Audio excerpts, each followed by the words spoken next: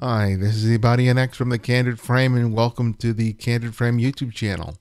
Well, as I've said over the last couple of weeks, I've been soliciting listeners to submit images of strangers. I wrote a book called Portraits of Strangers, in which I talk about my personal approach to, going up to people I don't know and making their photographs. And I just thought it'd be a nice opportunity to solicit some of your own images and to talk about a little bit about how I see the photographs, and probably give you some further insight into what I look at or what I'm looking for when I'm photographing strangers or when I'm looking at other people's photographs of images. So we're just going to jump right into it here.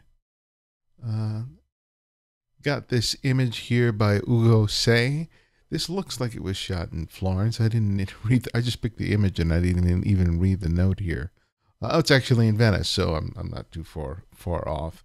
I think it's a really beautiful image. I think it makes great use of color and the detail. The costume that she's wearing is just absolutely gorgeous. But what struck me about the photograph is that even though the background is out of focus, it gives us a sense of place. As I just said, I hadn't read the notes that he had included on this image, but I almost immediately had a sense of place. And I like that in an image. So many of our photographs of people or strangers, even mine, tend to just focus on the subject's face or body and not really pay attention at all to the background. And I really like that in this composition that he includes those elements in the background, even though they're out of focus, because the architecture of Venice in Italy is so distinctive that even though it's blurred, you almost immediately have a sense that, well, this isn't in the States. This isn't in Los Angeles. This isn't in New York. It's somewhere else. And though you might get a hint of that just by her costume, the outfit could, be perfectly suited to New Orleans during Mardi Gras or some other event. But by having those elements in the background, it really cements and roots us into a sense of place. And I think it's just a wonderful shot. And it reminds me that, sometimes I may want to do a lot more than just make a nice headshot when I'm photographing a stranger. So lovely, lovely image here. Here's an image by Lisa O. And this just strikes me as just a classic shot that could have been made, 50, 60, maybe even 70 years ago, of this butcher holding this head of a pig. And what I like about the shot is not just the composition. I think the composition here is great. I especially like this use of this leading line here to help guide us into the frame by positioning herself close to this I guess appears to be probably a window. She uses this line to guide us right into the frame, and I just like what we get at the end of it. We not only have this real guy with a really interesting face, but I really like the body language, the way he's holding this pig's head, even the way his arm here sort of leads towards the middle of the frame. It's great. And here we have, this the sign here in terms of the sale price of the lamb, and usually I don't like including like text or numbers in a photograph because we almost immediately go there to take a look at and read what's there.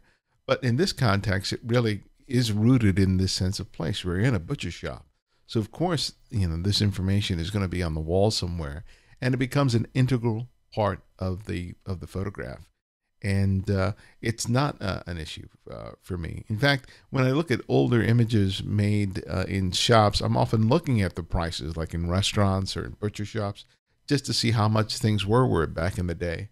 And it's just a great shot. She has great control of the frame. I even like the presence of the knife here on the upper, in the mid right hand corner. There's a little piece of plastic here, which is a minimal quibble in terms of it being a sort of a distracting element in the frame, but it doesn't take away from the image at all. And I love the black and white treatment of this. It's just a really, really great classic photograph. Here's an image by Jeff Valancourt, and I just love this guy's face, and I love that Jeff really chose to emphasize this by moving in close and using what I assume was probably a sort of telephoto focal length. Let me see what he has here. He has a 50. So he's just using a 50 wide open, but it looked to me like he probably could have used like an 85 millimeter wide open as well. But it demonstrates that the 50 can be used for a great portrait. And here he's using a very shallow depth of field to emphasize the sharpness of this guy's eyes. And there's just a glint in this fellow's eyes. And even though we don't have a real clear sense of place here, it felt like the image was made in a pub somewhere. But no, it says he's the owner of a pizzeria. So it looks like he's just a storefront owner. And made the shot. I had thought that maybe it was like a pub because I thought this was like a glass of beer or something, and it could be. It's a pizzeria, for God's sake. But nevertheless, I like the fact that Jeff just focuses on this face and uses the shallow depth of field provided by that lens to really just focus on not only the face, but just a wonderful expression. I love the lilt of the head. It just adds so much dynamics to the shot. It seems like he was fully engaged with the photographer during this, and it comes across in the photograph. I really just like it for that. Here's a shot by Alfredo Herrera, and this is I thought this was an interesting shot to add in here because he's shooting in a very difficult situation, and it's obviously in some sort of courtyard, and it's very crowded, and he takes this image of this woman walking down the street here, and your eyes go immediately to her. And I think it's not just because she's very, very pretty, but I think it's the visual qualities of light that I've talked about in different videos. One, she's the brightest element of the frame. She actually just walks into the light. And you can see these other areas here are pretty much in shadow. It might be just about a stop or stop and a half difference between this area here and these other areas. But this helps to draw us here. She's also the sharpest element in the frame. And her dress is also a big point of contrast. I mean, this striped white and black dress, at least in this black and white conversion, really draws our attention. He has a color version of the file in the Flickr group. But I think it's the black and white treatment that really is the most effective of the shots, because in the other photograph, or the other version of this photograph, the colors become a really big distraction. And here we go directly to her as a result. And we still do that in the color image, but the black and white really sort of simplifies things.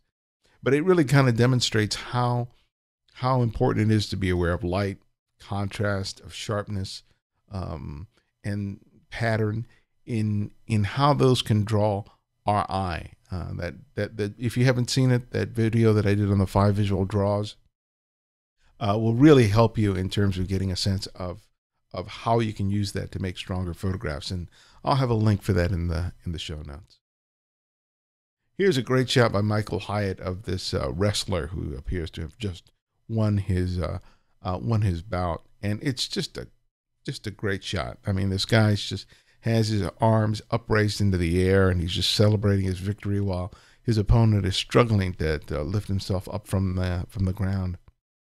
And it's just a really dramatic, wonderful moment. The guy's expression here is just great, and I just love also how these lines here create a really dynamic sense.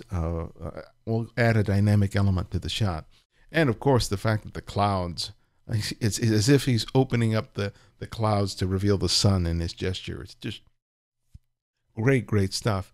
If I have any minor quibble with it, is that I don't like the fact that the hand is being cut off by the rope here. I don't know how fast the moment was, but moving the camera physically down to include all of him within the boundaries of this might have helped, but things like this are moving really quickly, so you can't always ask for perfection. I mean, this thing is as close to perfection as you can get. I think it's kind of funny that a lot of the people in the background are not paying particular attention to the moment, but I think that adds to a nice bit of contrast in terms of how emotive he is and how sort of laissez-faire everyone else is in the frame. It's a wonderful, wonderful shot. Here's another image by Lisa O, and I just love this portrait of this boy with his bicycle. I mean, this bicycle is so huge in comparison to him, but I like that, the way he's sort of leaning into it, and his elbow is sort of like keeping it in place. And again, this is just a wonderful composition that provides us a really, really strong sense of place. It's obviously not in the States, and you can tell by the boy's head wrap, and by the street, and by the things in the building, that this is somewhere other than here in Los Angeles. I love the color here. The color of his shoes, look at the pedal, the seat, his skin, the head wrap. Those colors are just wonderful. I think this is one of those photographs that it might work well as a black and white, but I just love the color treatment here. And one of the interesting things to observe here is that he's actually in shade, and the area behind him is lit. So the area behind him is actually slightly brighter than him, but we still are drawn to him because he's framed within that area of brightness. So this becomes a point of contrast in and of itself, which helps draw our eye to this point. It's also this also possesses the sharpest element in the frame. This is also the most color saturated element in the frame. And we have these sort of patterns. We have these lines that are created by the lines of his leg, his arm, the tire, and the wheel, all of which create this wonderful triangle, which peaks right here at his face. And then the background is nicely out of focus.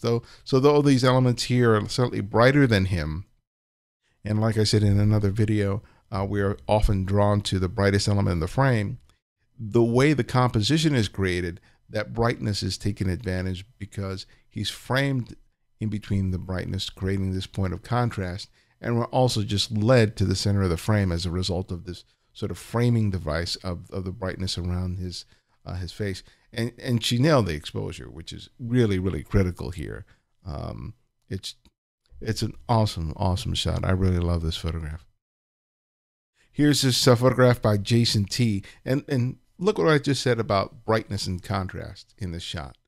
I mean, the first place you go and look is right here where this man is stepping, where this shaft of light exists. And so he's illuminated, even though his back is in sort of shadow and his leg and his pants are in shadow and you don't see his face. Your eyes really go straight here. It's the greatest point of focus and sharpness. We have contrast. We have some, not so much color saturation here, but we have a wonderful line that's created by this shaft of light. And there's this sort of, again, this sort of strong vertical line and this diagonal line which converge here, which make this point the greatest point of interest. We do have greater color saturation here. We do have areas elsewhere they're slightly brighter, but it's those visual elements that bring us here that make the shot so good. And one of the great things about this is the way he used these lines here. So if you take a look at the lines of this street here, and also sort of the buildings and the trees, they're all leading here towards the center of the frame to his head. So he's using all these converging lines. And if you imagine these lines being drawn here, here, here, and here, and into the center of it all leads to the center of the frame here, making for a really classic composition. And I'm really glad that he just waited for someone to walk into that light. And I love the gesture of the leg just rising above the street. I mean, it's caught at exactly the right moment. And lastly, here's this shot by Jose Renteria. And like the previous shot, I just love this guy's face. I like the simplicity of the background, what seems to be a sort of an open field or area. And there's not a lot to be seen back here, but you do definitely get a sense of place. And it's a nice compliment to this man's face. And there's also sort of a way the texture of the ground sort of complements the texture of his face here. It really works for me. The only issue I have here is that this area here is overexposed, which means that the sun was in this part of the frame. So moving your subject in a different direction could have eliminated that and allowed you to have a little more detail, in terms of the sky here as well as here. Yeah, you could Photoshop it, but that's a lot of work to do that. It's much easier to just change the position of your subject to eliminate such issues. But otherwise, I love the way that he uses the overall composition to emphasize this man's wonderful face, which is really, really nice. So that's it. I hope you're enjoying these videos. And again, thank you for all of you for submitting images for this week's video. So if you like what you're seeing here, please subscribe. There should be a subscribe button somewhere around here somewhere. And also keep submitting images. I look forward to seeing more of your work. And I'll see you next week.